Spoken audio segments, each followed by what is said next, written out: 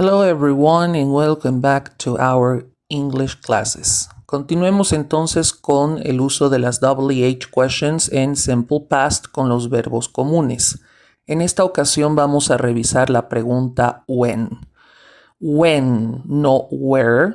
Hay que tener mucho cuidado con la pronunciación de esta palabra. Entonces, when quiere decir cuándo. ¿Cuándo ocurrieron los hechos? ¿Cuándo ocurrieron los eventos en el pasado? ¿En qué momento exacto la acción ocurrió? Es lo que la pregunta when nos trata de indicar dentro de su posibilidad. Entonces, cuando vamos a responder a esta pregunta, debemos encontrar la expresión de tiempo. No la hora exacta en la cual el evento sucedió, para eso tendríamos que usar la pregunta what time, sino por el contrario, entender que acá la pregunta busca saber cuál es el momento exacto en el tiempo en el cual el evento, la acción, la situación se llevó a cabo. Entonces acá debemos solamente utilizar time expressions in past, expresiones de tiempo en el pasado, como por ejemplo yesterday, last week, 2 days ago, 1 hour ago, 5 minutes ago, last month, etc. Que de alguna manera es arbitrario y es subjetivo o subjetiva más bien la selección de la expresión de tiempo, sí. Pero eso no quiere decir y eso no quita que seamos coherentes o que tratemos de ser lo más adecuados posibles a la hora de responder a la pregunta como tal. Otro elemento muy importante en este tipo de pregunta es entender que cuando vamos a utilizar una expresión de tiempo, esta se debe utilizar al final de la oración. Recuerden que el complemento circunstancial de tiempo, o en este caso la expresión de tiempo, se coloca hasta el final. No se pone en otro lugar de la oración. Entonces, siempre que respondamos la pregunta when, el lugar que debe ocupar la time expression, la expresión de tiempo, tiene que ser exclusivamente al final de la oración. Veamos algunos casos. When did you see a red dog? When did you see a red dog? ¿Cuándo viste a un perro rojo? Fíjense que la pregunta, cuando nosotros la formulamos de manera estructural, lleva el auxiliar did. Ya sabemos que cuando planteamos preguntas en pasado, el auxiliar did es fundamental, porque es la parte de la oración, o en este caso de la pregunta, que conjuga todo en pasado. Si no tenemos el auxiliar did, lamentablemente no entenderíamos muy bien si esta pregunta es en presente o en pasado. Entonces es nuestro indicador de tiempo. Gracias a este auxiliar es que podemos entender que la pregunta está en pasado.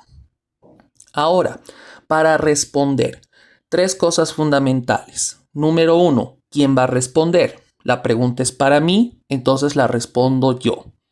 Segundo, el verbo, que es lo más importante en la oración, el verbo.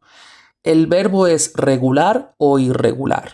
Si en este caso es irregular, como en el caso de sí, lo buscamos dentro de los 8 grupos de transformaciones o agrupaciones que pueden tener los verbos en pasado.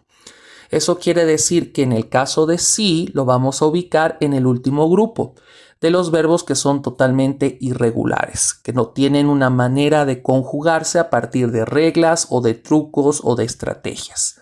Simplemente hay que recordar cuál es su forma pasada. Y finalmente la expresión de tiempo, que vuelvo y repito, eso sí es un tanto arbitrario o subjetivo según quien responda. Entonces la respuesta queda de esta manera. I saw a red dog yesterday. Mucho cuidado con el orden de los elementos. Tenemos primero el objeto directo, que es a red dog, el perro rojo, que vendría a ser el que del verbo ver en pasado, y luego la expresión de tiempo, nunca al revés. Si lo hacemos al revés nos van a entender, pero no es lo adecuado. Acuérdense, es importante tener el orden de los elementos como corresponde, para que nuestra idea se exprese de la mejor manera. Y ahí tenemos una respuesta. Podríamos haber dicho last week o 2 days ago. Vuelvo y repito, es arbitrario, pero la posición de la expresión de tiempo también es importante y esta tiene que ir al final de la oración. Otro ejemplo, another example, dice, when did your neighbors pay the monthly quote? ¿Cuándo tus vecinos pagaron la cuota mensual? Ok, entonces primero, ¿de quién estamos hablando? ¿Quién tiene que ser el activo de esta oración o de esta respuesta? En este caso, los vecinos. Entonces, ya que tenemos neighbors ya identificado dentro de la pregunta, podríamos cambiar al pronombre they. Ya no necesitaríamos decir my neighbors. Simplemente cambiamos por el pronombre personal. Y luego tenemos el verbo pay, que recordemos que pay también corresponde al último grupo de verbos irregulares, puesto que su transformación al pasado es caprichosa o es, en este caso, subjetiva, es totalmente arbitraria. Entonces, en vez de pay, vamos a decir paid, con id, cambiamos la y por id.